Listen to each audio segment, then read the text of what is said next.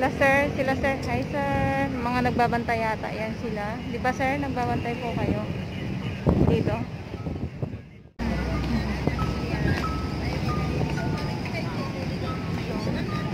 Ito ang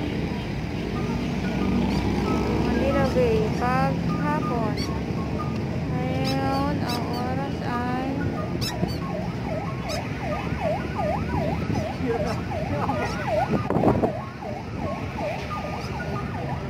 ang oras ay 5:25. Ayan. 5:25 ang oras. Ito ngayon.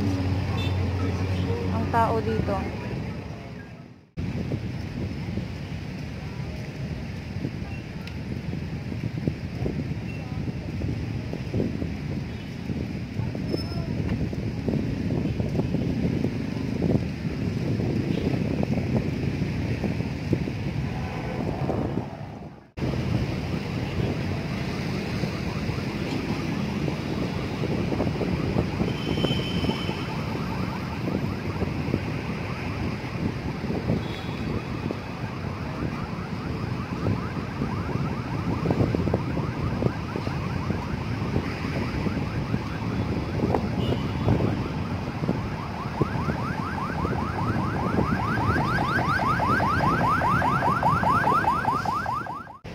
Nakikita nyo naman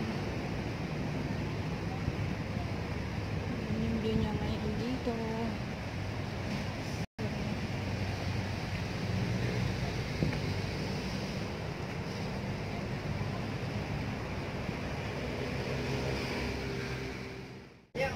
Pag ganito lang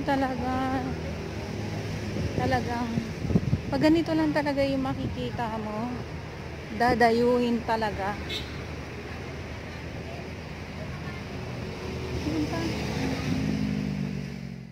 Hanapa pero talaga doon sa dulo, galing ako doon, ayan, talagang puspusan talaga yung paghuhukay.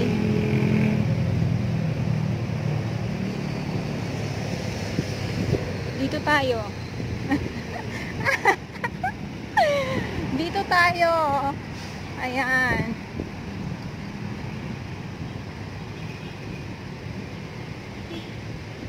Nakikita nyo naman, ayan yung view. Dami may mga ano na rin, puno na rin dito. Yung mga halaman, hindi pa ganun kasi pa napapanot. Parang pag-ibig lang. Minsan pag nakatagpo na ng iba, malaki na yung pinagbabago.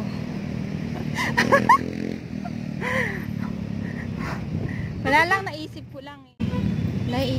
ko at lumalabas sa aking bibig. Ayan.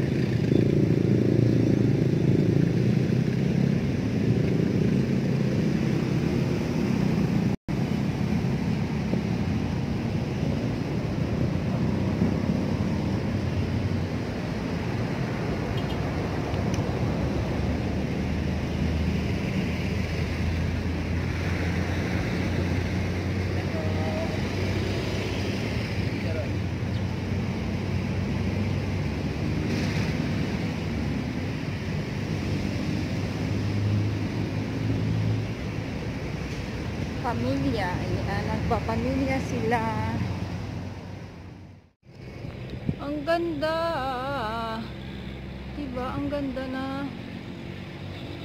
Tapos yung mga nakikita nyo dyan guys, yacht, mga yacht yan.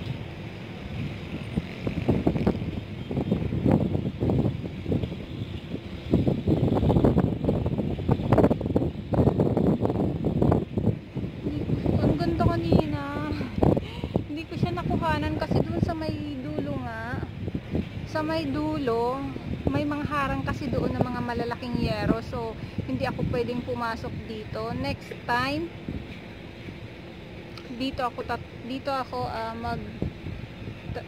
kukuha ng sunset. Ayan. Ang ganda niya. Ang ganda niya. Aray ko, dinaan sa kanta. Kasi hiningal talaga ako. Ayan.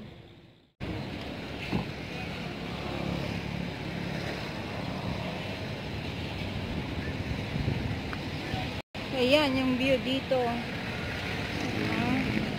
Dulo ng Manila Bay. Hello, Tay!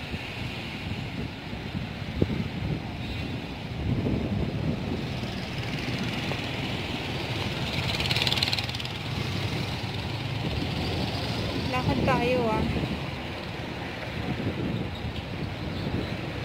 Lakad, lakad, lakad. Yes, lakad na naman.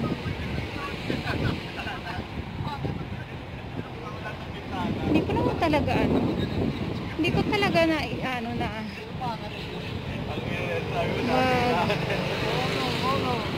magagala si Dora, kaya lang wala sa isip na maglalaka, I mean pumunta dito. So wala lang kung bakit nga napadpad ako dito, kasi may pinuntahan ako. Ayan, pagkatapos ko doon, naisipan ko pumunta na rin ang Manila Bay. Total naman nasa labas na ako, so sinulit ko muli. Ayan, ganda diba? Ang malikabok. Ganda.